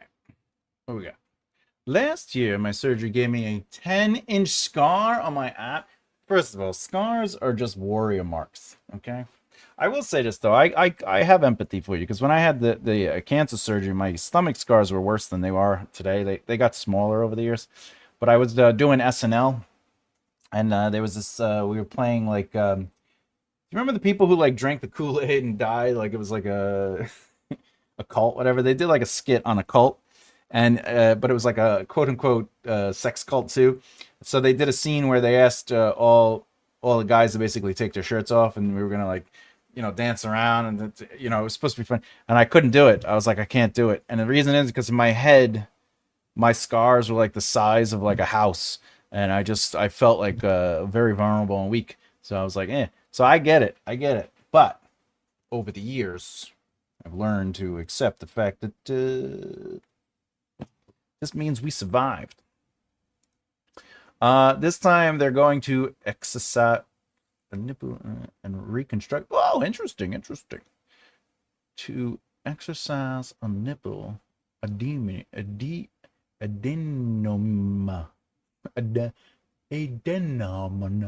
Wait, it's supposed to be adenoma. Adenoma. I'm assuming we're gonna get some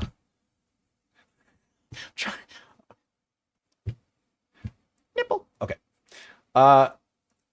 You got this, my friend. You got this.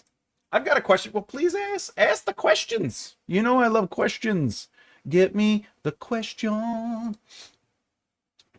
Looks like you answered everyone's question already. You are that. Appreciate that. I will say this. whenever if I teach, or like especially when I teach in the theater, or if I did like speaking engagements, I'd always be like, does anyone have questions? Like, will you answer the question? And the reason is because I've gotten questions in the past, so when I explain things, my brain just sort of kind of explains things through the idea of like where it might go. Yes, SB, because today is the July of the 4th, and it's going to be fireworks later, and I just tomorrow. When will I finish my novel? Thursday? Friday, maybe? Maybe Saturday you'll finish it, buddy. Just remember the droid. These are not the droids you are looking for. It took me so long to heal from that one. I can imagine. But it's also physical, mental, emotional. There's a lot going on. And just know you have this community. You have us. We're here. You know, when you feel down, if you don't feel fully human, just know you can come here. We'll make you laugh. And hopefully make you feel like you have your worth. It's a tumor. It's not a tumor. It's a tumor. That's my autism. It's a tumor on my nipple. Then thought was benign, but it might not be. The biopsy site didn't heal from March. Oh yeah, the tumors. The tumors. Well, this is a must go. So please, please, please let us know how it all works out. And it's always good to get rid of that stuff. Oof. Terrible. Yes, I have a question too. Will I finish my first edit by the end of the year? Who knows? I'm not. Look. All right, I'm Mr. Predict the future. I want to predict your future. Honestly, Flowers, you're doing pretty good out there. So just keep going. Every day you're working on a thing. You did this, you did that. You just got to keep pushing at it, and you will get it done. I will say this: don't rush it, though. Remember, great writing is rewriting, and at the end of the day, your first draft might finish. You're gonna work through it, clean it up, go through it. You're gonna have people read it. They're gonna give you notes back, and you're gonna have to do another rewrite. Then you'll be like, yeah, but I hear these stories where people are writing books in a month. Yeah, but they're not doing real work. They're not editing it. They're not cleaning it up. They're not having beta readers. They're just writing a book and like, it's my first draft. It's done. Publish. It takes a while, and it's better to have a book be the book that you're trying to write than to just publish a book. It is not about publishing the book. Because again, if you're not marketing and advertising and building your brand, but there is a process, and I think you got this. No, I know you got this. How do you write great? How do writers get story? You know what's funny about this? I live Hawkins. Hello. Great question, by the way. In the professional community, I don't know if you know my history, but screenwriting for TV and film, and I obviously write books. The one thing that is abundant is writing ideas. They're a dime a dozen, right? It's not so much getting the ideas as it is honing those ideas, finding the nugget or the pebble that really goes deeper. The nugget that you say, you know what, I can explore this. I see it something emotionally interesting about this. I see something to explore, right? So where do we get our ideas? Ultimately, it's from life. Everything. I could be watching a movie or reading a book, and my brain gets inspired by something within that, and it's because it might not be explored in that medium, and I want to explore it more. Like when I see characters, working together, and one gets betrayed, and I'm like, oh, I wonder what it would look like if it went this way. And now I'm like, could I explore that with other characters? What kind of story can I write? When I was in the film and TV, basically anything was anything. A lot of people would get it from their own lives. One of the kids I mentor, she's in her 30s now, but one of the kids I mentored and still mentor, she's writing a story about ALS, Lou Gehrig's disease. And it's because she publicly talks about this. She lost her mother to it, and she has a friend who she met who actually beat and reversed Lou Gehrig's disease.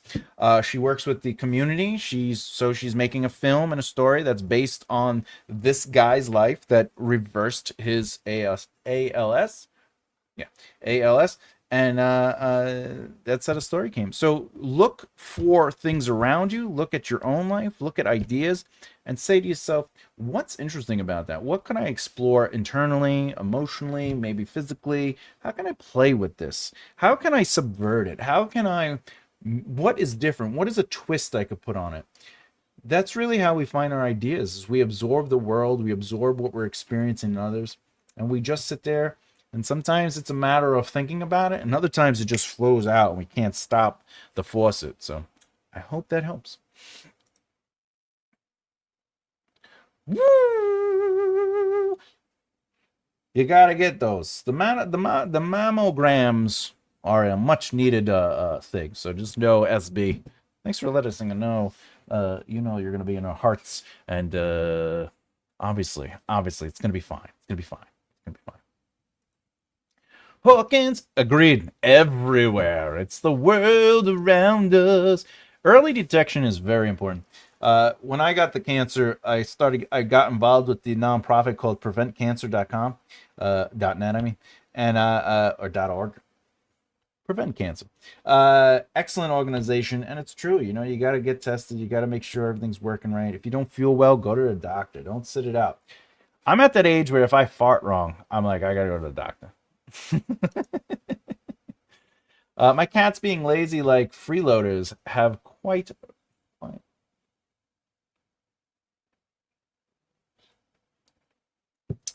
What? My cats being lazy little freeloaders have quit writing have you quit writing? Oh, so my progress has been slowly. Any suggestions as to how to get them?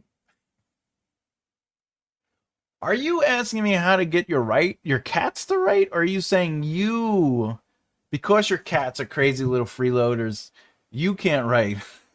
If it's you that can't write, just find 10 minutes a day. 10 minutes every other day. Start slow. If it's your cats, they got to get jobs or they're out. I vote you will flowers. Flowers. Oh yeah, she will finish her book. She will finish. Thomas will have to purchase one of those 8 balls that maybe. They wants to be in my face when I'm at the computer, but they don't want the help. Oh. When 2 is bothering me, what I do is I just pet her until she doesn't want to be pet anymore, and then she leaves. She's like, I have had my fill of pettings, and then she doesn't. She runs off.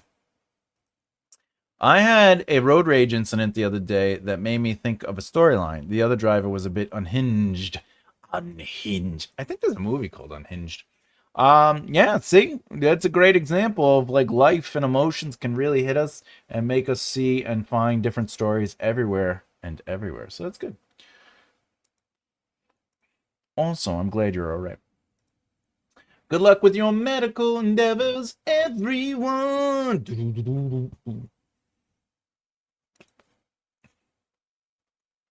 Row. I got a lot of ideas from an 8 ball.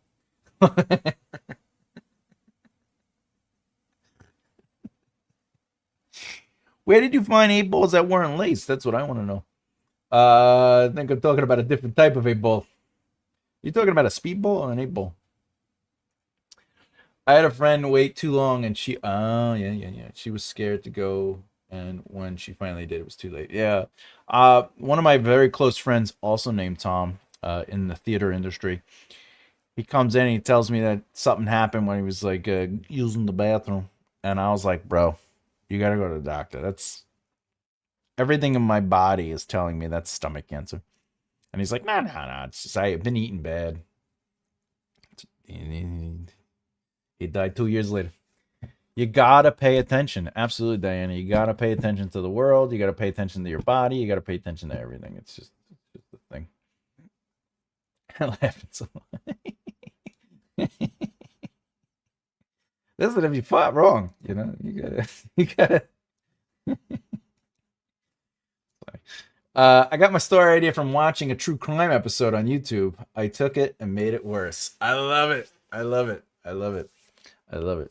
A lot of times, though, where I get my stories, if anyone cares, is when people wrong me, then they have to fight dragons. That's really it. I just, you know what, Timmy, you gave me a headache. Timmy fights a dragon. That's it. Why do people like stories about evil characters or criminals turning good, such as Darth Vader, Hawkeye from the Avengers, Black Widow, and lots of Marvel and DC heroes? Fun fact. Redemption arcs are popular because a lot of times it's empathy and they see themselves in those situations. To be fair, Hawkeye wasn't always a villain, if I remember correctly. I know in the Avengers movie he gets his mind gets made. In the comic books, he works. He's like a carnival guy. Like he does like special circus stuff. But at the end of the day, it comes down to the redemption stories. You know, those are always things that we can connect with. The psychology behind it is maybe we could be redeemed for our shortcomings or our problems or our issues. So a lot of people root for that. But also, Darth Vader is a very complicated and interesting character, even if you're looking at the outside aspect of it, you know, especially because I am your father, you know, it's like a lot going on there.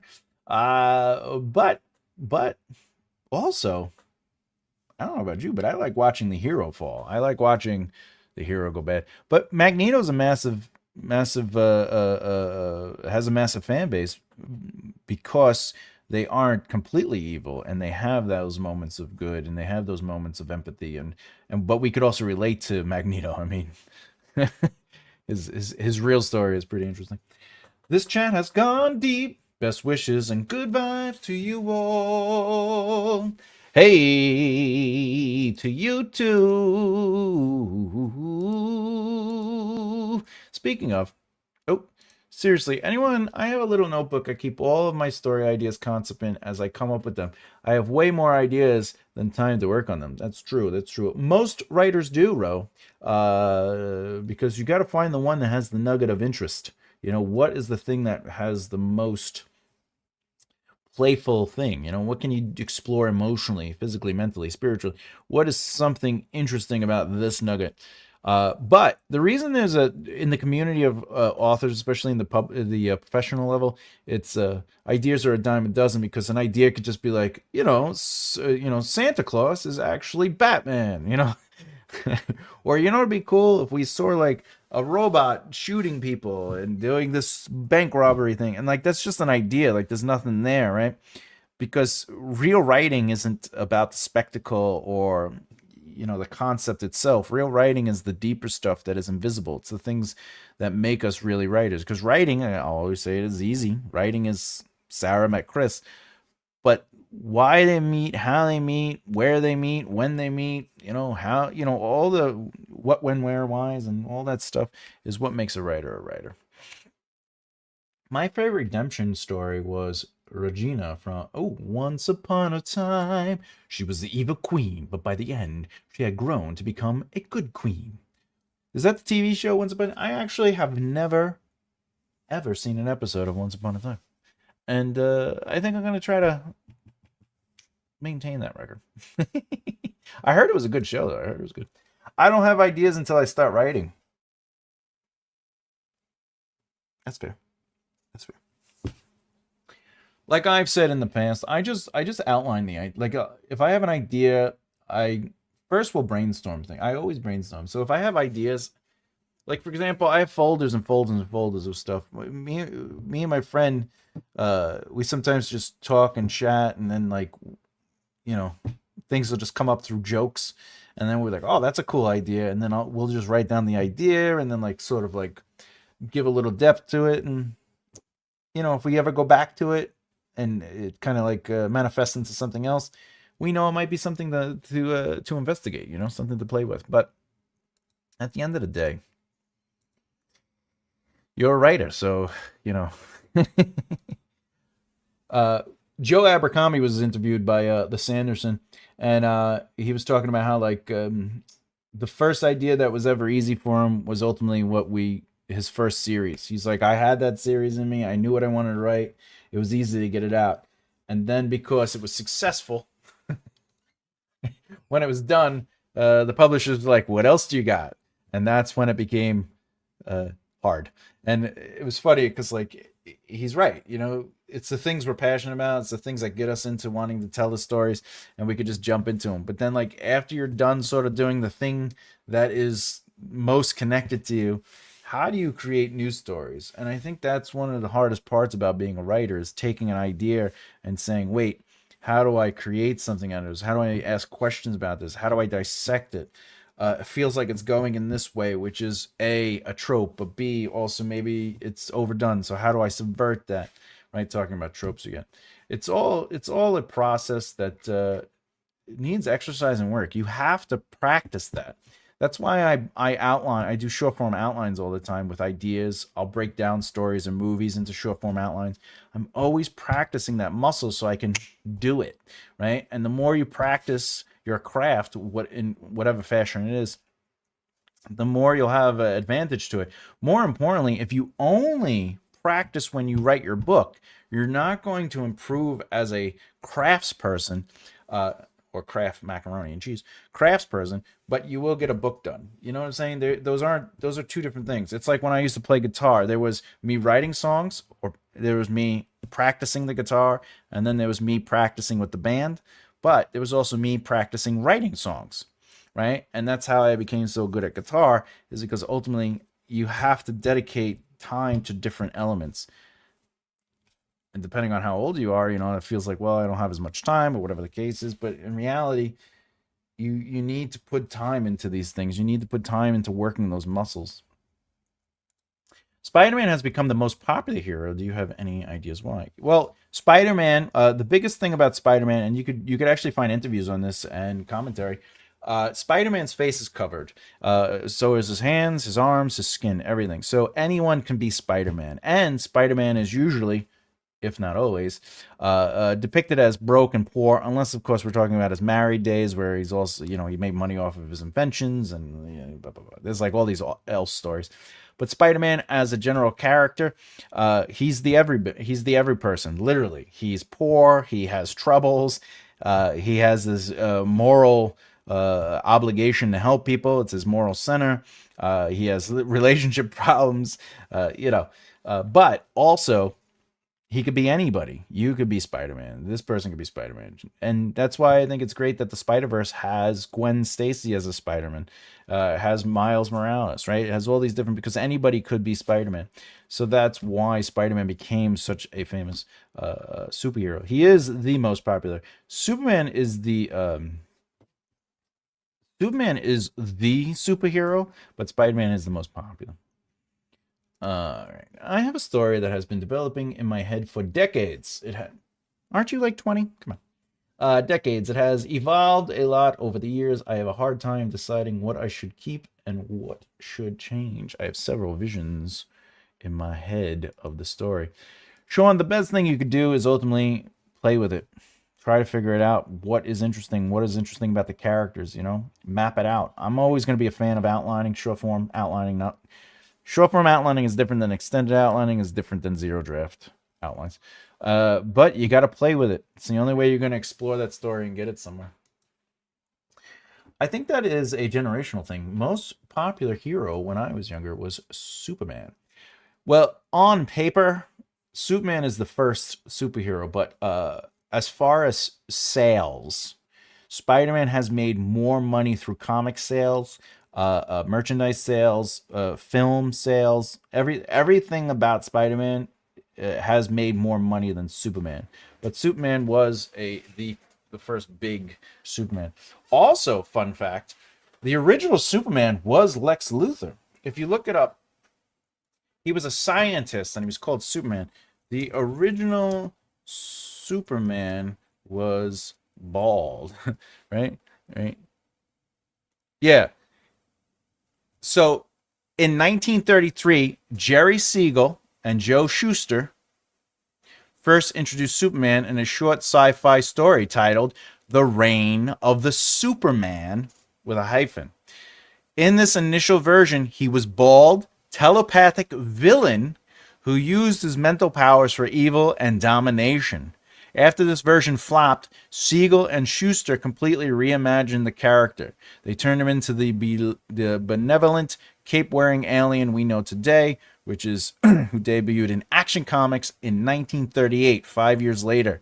Ironically, the physical traits of that original bald villain later became Lex Luthor.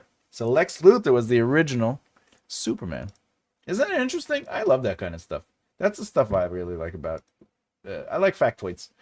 Sequels seem difficult to me. Trying to plant a landing, write a good ending that is good. Sequels seem difficult to me. Trying to plant. Are you talking about sequels as in like a sequels as in the terminology for a follow scene, or are you talking about sequels as in like, you know, Spider-Man 1 and the sequel is Spider-Man 2? In either situation, writing sequels is important as far as the terminology goes to create sort of what has happened. Now, how do we evolve it and push back on it? And then, of course, writing a good ending. Yeah, you just change it up. That's all I say. All right. I like the what if game. I started with an art gallery was robbed and ended with an art thief is actually a serial killer. You know 1 minute to win it with that. That's a good way to go about it, too. It is, yeah, what if? What if is a good way to... Several visions in my mind. Just play with them all. You know you could not release them, right?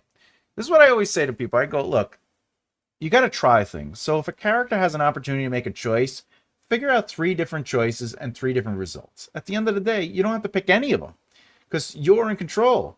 If you write something down, doesn't mean it has to stay forever. You're allowed to try something. You're allowed to explore ideas, and I recommend that people do. Was a neat concept. I like Rumpelstiltskin's storyline with his father, son, and Belle. A follow-up novel. Yes. The secret to a strong sequel or trequel or whatever you want to have, a truple. A good, strong rule to making a sequel is you take an element from the first book that was resolved, or at least an arc that came to a conclusion, and then you say to yourself, how do I explore the next stage of that evolution? And that becomes your sequel. If you're writing books that are sort of like they have to accomplish a thing and then whatever, you might not be able to connect them so much. Now, if you're talking about something like a Reacher, where they're more anthology and less sequels, because some of the books happen in all different orders. That's different, and also that's like a crime thriller kind of story. So like, it is a thing that has to happen. But there is like an ongoing history and a connection to everything.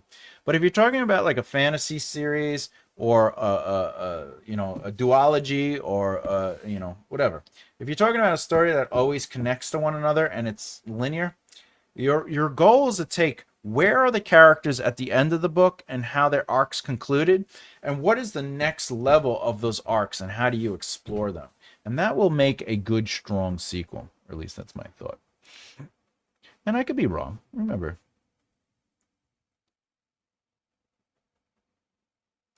Anyway, what is it? Oh, it's 2 o'clock. All right, everybody. Look, I had a lot of fun today. I think we did good. We did well. We got some Dan Brown in. Can't go wrong with a little Dan Brown. You got some Dan Brown in you. Oh, what's this? I love the what if game too. I also like writing the same scene from other characters' POVs. I love it. I love it. I love it. I love it. I love it. Can't go wrong with that. You might also discover that the scene works better from a different POV than it did from the original POV. My advice there, though, is make sure that if you want to keep both POVs exploring the same scene, that the scenes are different in the sense of what is learned and explored, even though they are moving through the same scene. If it is the same information that is implemented, it's just now 2 characters know the same thing, I would recommend trying to figure out which characters has the most emotional stakes or grows the most within that scene, and then take away the other scene. That's a rule of thumb in screenwriting and long form writing. All right, other than that, guys, listen, tomorrow I will be here. I will be around. I'm going to be here It's Sunday. Just write a book with me. We're going to write some books together. Well, we're writing a book together. We're writing a book together. Other than that, look, I don't normally celebrate holidays, so whatever, but if you celebrate the 4th of July, please be safe out there. Remember, don't hold the fireworks. Throw them away. Throw them away. If you get rid of that. Get rid of that. Happy 4th to you too. To everyone out there, I'm out. Be safe. Much love. I will see you tomorrow. If I don't, I'll see you next week. If I don't, know that I'm always here for you. I'm like the friend who never leaves. All right, hasta luego, Wiedersehen, au revoir. I'm Thomas J. Bellezza, and as always, keep developing the right mindset. I'll see you next time. Bye.